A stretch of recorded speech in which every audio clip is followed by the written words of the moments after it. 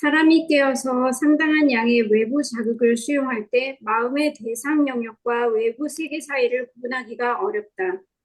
그러나 잠이 들고 꿈을 꾸고 있을 때 대상 영역은 주로 내적 자극에 의해 활성화된다. 따라서 꿈은 외부 자극으로부터 비교적 자유로울 때 대상 영역의 기능에 대한 훌륭한 예시를 제공한다. 꿈은 외부 현실들이 영화 촬영기에 의해 재생되는 것과 같은 동일한 방식으로, 그러나 훨씬 덜 정확하게 과거의 경험들을 재생산한다. 꿈에서의 대상 영역은 과거 현실에 대해 왜곡되게 그려낸다. 또한 일반적으로 자아 영역이 부수적인 수준으로 표상화된다. 꿈 상태에서 자아는 대체로 참여하지 않는 관찰자이다. 일반적으로 꿈에서는 다른 사람들이 자기보다 중요하게 등장한다. 여기서 외부 자극이 많아질 때 경우에 따라서는 마음의 대상 영역과 외부 세계를 구별해내기 어렵다는 얘기를 하고 있어요. 그래서 마음의 대상 영역을 the object field라고 보고 있고, 그러니까 the object field of the mind와 그리고 the outer world라는 용어를 쓰고 있어요. outer world는 외부 세계죠. 외부 세계가 우리 내면 안에 또 내적 세계가 있는 내적 세계 속에 대상 필드가 있다고 이렇게 개념화하고 있죠. 어쩌면 이게 인식론에 가까운데 우리는 어떻게 사물을 이해하는가, 어떻게 우리는 사물을 알아볼 수 있는가 하는 이론인데 쉽지 않아요. 꿈 얘기는 아주 이분이 재밌게 하고 있어요. 스파틴스가 하는 꿈 얘기는 저도 동의를 하는데, 잠이 들고 꿈을 꾸고 있을 때 대상 영역은 주로 내적 자극에 의해 활성화된다. 그러니까 실제 꿈을 꿀 때는 외적 대상은 우리가 접하지 않죠. 거의 자극이 없는 상태니까. 그래서 외부 자극으로부터 자유스럽기 때문에 내적 자극이 주로 움직이는데, 내적 자극에 의해서 대상 영역이 활성화된다. 그 대상 영역이라고 하는 건 마음 안에 있는 대상에 대한 어떤 표상이 있는 영역이라고 볼 수 있겠죠. 그 대상 표상이 모여 있는 곳을 마음의 대상 영역이라고 한다면, 이 대상 영역 속에 있는 여러 표상들이 꿈속에 드러날 수 있게 되는 거죠. 근데 이건 내적 자극에 의해서 움직인다고 이렇게 보고 있어요. 우리의 대상 영역과 자기 영역, 자아 영역이 있다고 한다면, 그러니까 아브젝트 필드와 이고 필드가 다 있다고 하는데, 꿈속에서 드러나는 건 외부 현실, 아웃사이드 리얼리티는 거의 자극을 주지 않기 때문에 내면 세계가, 내면에서 일어나는 자극들에 의해서 자아 영역과 대상 영역에 있는 여러 표상들이나 거기에 그걸 뭐라고 표현하건 거기에 기억되어 있는 것들, 거기에 억눌려 있는 것들, 이런 것들이 꿈속에 드러나게 된다. 이제 이렇게 보는 거죠. 그러니까 이런 경우에는 외적 자극이 거의 없는 상태에서 우리가 무언가를 인식한다는 거잖아요. 외적 자극이 없는 상태에서 우리가 인식한다는 얘기는 우리의 내적 세계가 드러난다, 이렇게 볼 수 있는 거죠. 근데 내적 세계를 크게 나눠서 좀 투박하게 여기서 대상 필드, 대상 영역과 아브젝트 필드, 자아 영역, 이 두 가지 영역으로 나눠 본다면 대상 영역에 있는 것과 자아에 있는 영역이 드러나는데, 어, 여기서 우리가 체험적으로 이해하는 얘기를 여기서 하고 있어요. 꿈은 외부 현실들이 영화 촬영기에 재생되는 것과 같은 동일한 방식으로, 그러나 훨씬 덜 정확하게 과거의 경험들을 재생산한다. 근데 과거의 경험들이 재생산된다고 하는데, 과거에 우리가 체험했던 그 경험이 그대로 드러나는 게 여기에 왜곡이 일어난다는 얘기죠. 프로이드 개념에 의하면 이게 무의식에서 전의식으로 옮겨오는 과정 속에서 거기에 센서라고 처음에 표현을 해요.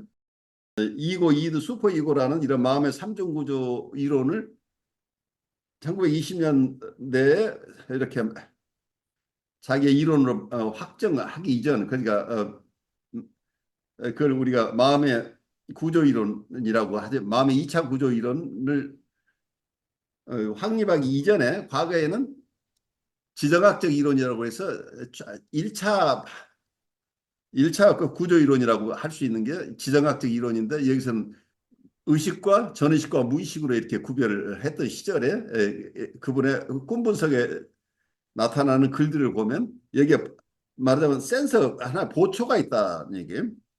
우리의 자아의 기능 중에 억압을 했던 기능이 있는데 그 억압했던 기능이 많은 꿈속에서는 우리가 잠을 자고 있을 때 이게 보초 기능을 한다는 얘기예요.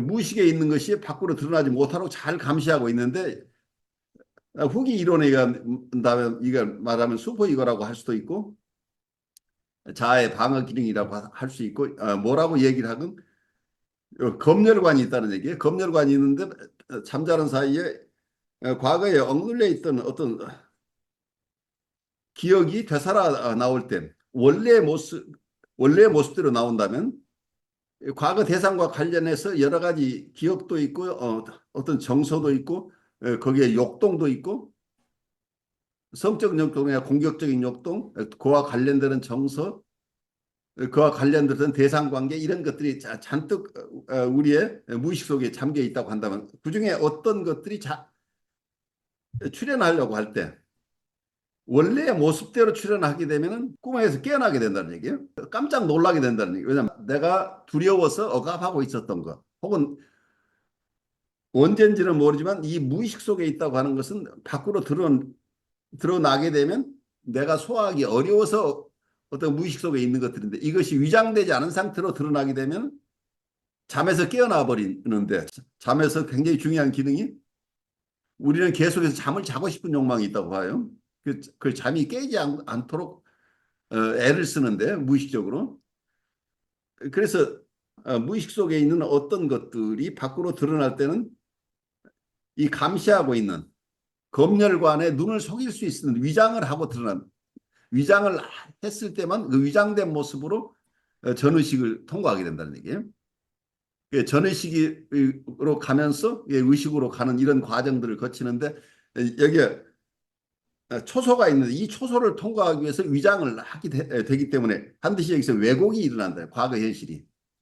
근데 이걸 스파트니스는 영화 촬영에 재생되는 것과 동일한 방식으로 이게 재생된다고 하는데 이 부분은 제가 동의하기 어려운 부분이에요. 우리가 자연 시간에 옛날에 눈이 어떻게 작동하는가 하는 것을 배우는데 외부 대상이 있고 외부 대상이 우리의 눈을 통해서 각막을 통해서 뒤에 상이 생겨서 그걸 인식한다. 이제 이렇게 되는데 불가식으로 얘기하면 그렇게 말하자면 사진기처럼 우리가 인식하지는 않는다는 얘기예요.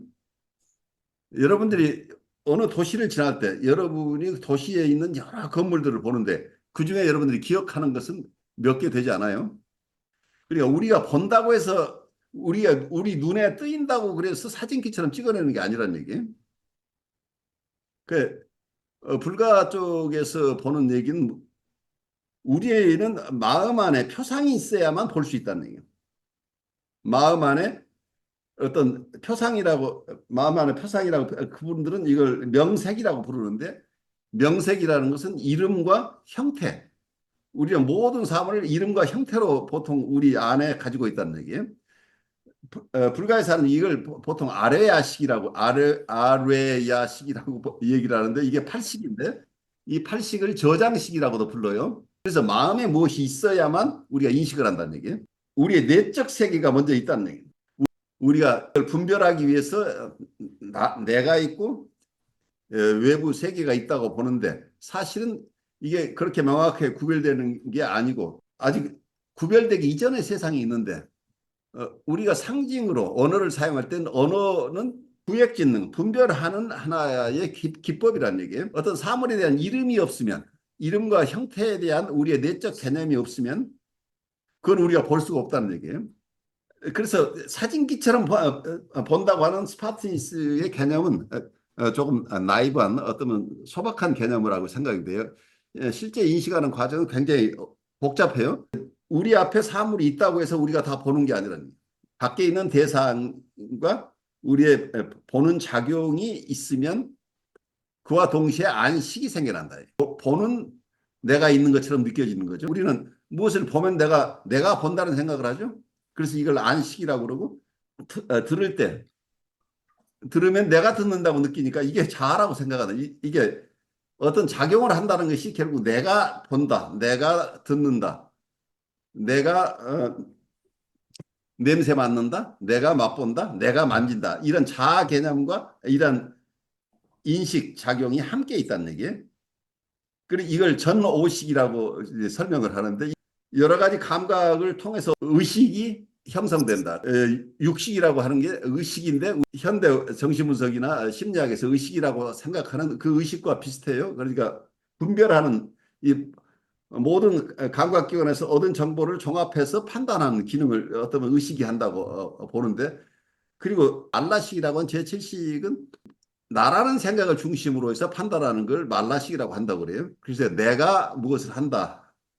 이 감각을 내가 보고 내가 느끼고 내가 만지고 하는 나를 중심으로 하는 생각을 말라식이라고 얘기를 하는데 좀 불분명해요. 어, 저, 그 부분은 저도 잘 이해하지 못하는 부분이긴 한데 유식 사상이나 유식학은 불교의 중요한 하나의 학파예요. 그 유식학파의 얘기를 다 소화할 수는 없어요. 그렇지만 그런 개념을 가지고 있는 거죠. 또 어떤 분은 이걸 전의식에 가깝다고 보는 분도 있어요. 어, 제7식 말라식을. 그런데 또 다른 분의 견해는 이 말라식은 자기를 중심으로 인식하는 것을 이게 말라식이라고 한다. 그 우리가 자기 중심인 나르시시스틱한 상태에서 나를 중심으로 세상을 보는 이런 것들이 어떤 말라식이다. 그리고 제8식은 이걸 아뢰야식이라고 이분들이 표기하는데 아뢰야식은 저장식이라고 얘기해서 우리가 태어나서 아니면 태어나기 이전부터 우리가 체험했던 모든 것이 거기에 기록된다고 보는 거예요. 거기 기록되어 있는 곳을 말라식이라고 한다는. 그러니까 프로이드가 무의식이라고 하는 개념을 여기서는 무의식이라 의식이 없다는 개념으로 쓰는 게 아니고 제8식이라는 개념으로 사용합니다. 그러니까 용어의 차이로 보여요. 그래서 이 팔식이 어떠면은 팔식을 중심으로 해서 윤회 사상까지 이렇게 설명을 하는 경우들이 많은데 윤회가 뭐냐 할 때 이 팔식에 있는 것들이 계속해서 사라졌다 다시 나타나고 하는 것이다. 이제 이런 개념을 가지고 있는데 여기서 굉장히 중요한 그 인식에 대한 개념이 굉장히 발달되어 있는 것으로 보여요. 보통 우리가 카메라처럼 찍는 게 아니고 우리는 굉장히 주관과 객관이 혼재하면서 동시에 일어난다는 거예요. 그러니까 여러분이 마치 우리가 항상 내가 있어가지고 내가 보고 만지고 이렇게 한다고 생각하는데 내가 눈을 감고 가만히 있으면 나라는 생각도 없어요.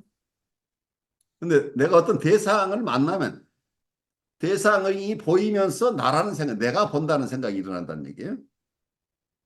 그래서 의식을 연속적인 것으로 보지 않고 여기서는 의식은 연기 현상이라고 보는 거죠. 그러니까 나의 의식이나 나라고 하는 것은 변하지 않는 내가 있는 게 아니고 인연 따라서 그때그때 연기하면서 그때그때 원인이 있으면 인과가 동시에 일어나는 인과관계 동시인과율이라고 할까요?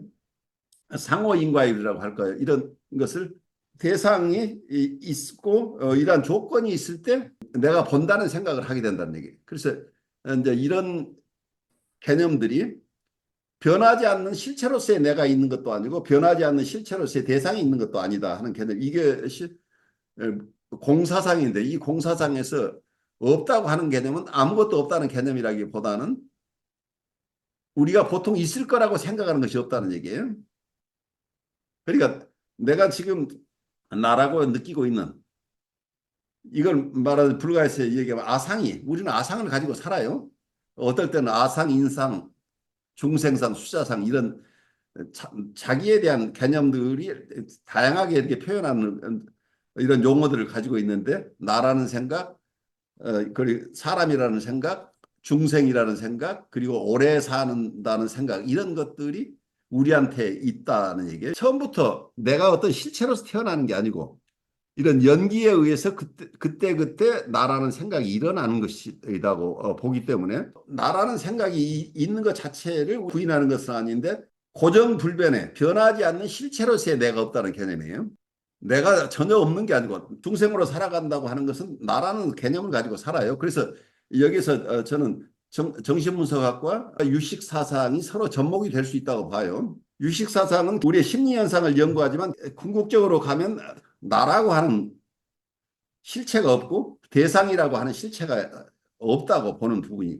그래서 연기법을 가지고 세상을 이해를 해요. 나를 이해할 때도 연기법을 가지고 이해를 하고 모든 것이 이 연기로 설명을 하는데 우리가 보통 내가 태어나서 죽는다고 생각하는데 내가 태어난 게 아니고 어떤 연기에 의해서 나라고 느끼는 이런 아상을 가지고 우리가 산다는 얘기예요. 그렇지만 처음부터 고정불변 내가 태어났을 때 나라 어떤 내가 있어가지고 그 내가 계속해서 생각하고 무엇을 배우고 이래가지고 내가 나중에 죽는다 이런 개념 자체가 하나의 관념이라는 얘기예요. 이게 허상이라는 얘기예요. 그 아상이라고 하는 허상이라는 것을 깨닫는 과정이 굉장히 필요하다고 보는데 이러한 현상들 나에 대한 표상, 대상에 대한 표상 이건 정확하게 봐야 된다고 봐요. 그래서 정신분석학에서 얘기하고 있는 자아심리학에서 얘기하고 있는 자기 표상, 대상 표상이 어떻게 우리 삶을 영향을 미치는가. 그러니까 우리가 중생심을 가지고 이 세상을 살아가기 위해서는 이건 정확하게 알아야 되는 거죠. 그렇지만 이거 자체를 무시하라는 게 아니고 이건 그대로 우리가 살아가는 과정 속에서 꼭 필요한 것인데 그런데 우리가 하나 크게 잘못 생각하고 있는 것은 처음부터 우리는 변하지 않는 실체로서의 내가 있어서 그 실체가 어떤 것을 행한다고 하는 생각, 여기서 벗어나라는 얘기입니다. 그러니까 지금 현재 우리가 나라고 하는 것이 공하다는 개념을 여러분들이 내가 없다는 개념이 아니라 고정된 내가 아니라는 얘기예요. 내가 30년 전에 태어난 내가 그대로 있는 게 아니라는 얘기예요. 지금 내가 어떤 사람인가는 지금 현재 here and now에서 지금 내가 내 삶을 결정하는 대로 나는 그 사람이라는 얘기예요. 그러니까 내가 부처의 마음을 내면 내가 바로 부처라는 얘기고 내가 나쁜 마음을 먹으면 내가 나쁜 사람이고 착한 마음을 먹으면 착한 사람이라는 얘기예요. 그래서 과거에 의해서 내가 결정되는 게 아니고 현재 내가 나를 결정한다는. 그래서 내가 어떤 행동을 하느냐에 따라서 나라는 존재가 결정되는. 그러니까 존재가 따로 있어서 착한 사람이 착한 행동을 하는 게 아니라 여러분 착각이 저 사람 착한데 왜 이렇게 나쁜 행동을 하지? 이게 말이 안 된다는 얘기예요. 착한 사람이 나쁜 행동을 나쁜 사람이 왜 이렇게 착한 행동을 하지? 이게 자체가 그 존재에 대한 우리 개념이 잘못됐다는 얘기예요. 그런 착한 존재가 있어서 계속 그 사람이 착한 행동을 하는 게 아니고 혹은 나쁜 사람이 있어가지고 나쁜 사람이 계속 나쁜 짓을 하는 게 아니고 행동이 존재라고 보는 거예요. 우리가 어떤 행위를 하느냐에 따라서 내 존재가 결정된다고 하는 개념이기 때문에 이건 현대 철학적으로 보면 실존주의 철학에 가장 적합한 게 아닌가 저는 느껴요. 내가 스스로 착한 사람도 되고 나쁜 사람도 되는데 그 책임이 나한테 있는 거죠, 결국은. 그래서 이게 정신분석의 통찰에 이 부분은 우리가 꼭 접목시켜야 될 부분이 아닌가 싶어요. 해석을 하고 정서적인 교감을 하고 하지만 궁극적으로는 우리가 지혜를 얻는 것인데 우리가 지금 어떤 고정된 패턴에서 살아가고 있는 내 모습을 나라고 생각하고 거기에 매여서 헤어나지 못하고 있는 우리의 중생심에서 나라고 하는 것, 너라고 하는 것이 실체가 있는 것이 아니고 지금 너의 선택에 따라서 너의 모습이 결정된다. 나의 모습이 나의 선택에서 결정된다고 하는 이런 개념이 말하면 공사상이라니. 공이라고 하는 것은 아무것도 없는 게 아니고 우리에게 자유가 허락되어 있다는, 우리에게 선택의 여지가 있다는 얘기. 우리가 공장에서 찍혀진 모습대로 그래 사는 게 아니고 우리 스스로가 here and now에서 지금 내가 어떤 선택을 하느냐에 따라서 내 삶이 결정된다. 이런 개념이기 때문에 중관학이나 유식학의 공사상은 정신분석학을 깊이 연구하는 데 큰 도움을 줄 수 있으리라 생각됩니다. 통찰 중심의 정신분석은 세큘러한 쪽에서 자연과학이나 현상학 이런 쪽으로 접근을 하고 있지만 깊이 들어가면 영성을 만날 수밖에 없다고 보여요.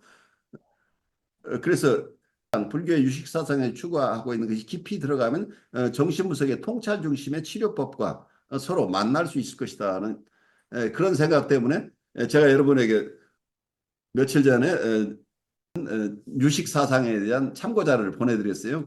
저도 그 부분에 잘 모르는 부분이긴 하지만 조금씩 그 개념들을 정신분석과 비추어서 이해해 나가면 도움이 되지 않을까 하는 생각을 해요. 세상 만물이 오직 마음에 의해서 결정된다. 마음을 중심으로 세계가 펼쳐진다. 그래서 불가에서 하는 어떤 세계라고 하는 것은 우리의 내적 세계의 중심이라는 것을 우리가 이해할 필요가 있어요. 그러니까 우리의 내적 세계, 내면 세계 중심 이론이기 때문에 어쩌면 영국의 대상관계 이론에서 내적 세계, 프로이드도 대상관계를 얘기를 했지만 정신분석 쪽에서 내적 세계에 대한 얘기를 하고 있는 것은 불가에서 보고 있는 이런 유식학의 전통과 크게 다르지 않다 이런 생각을 하고 있어요.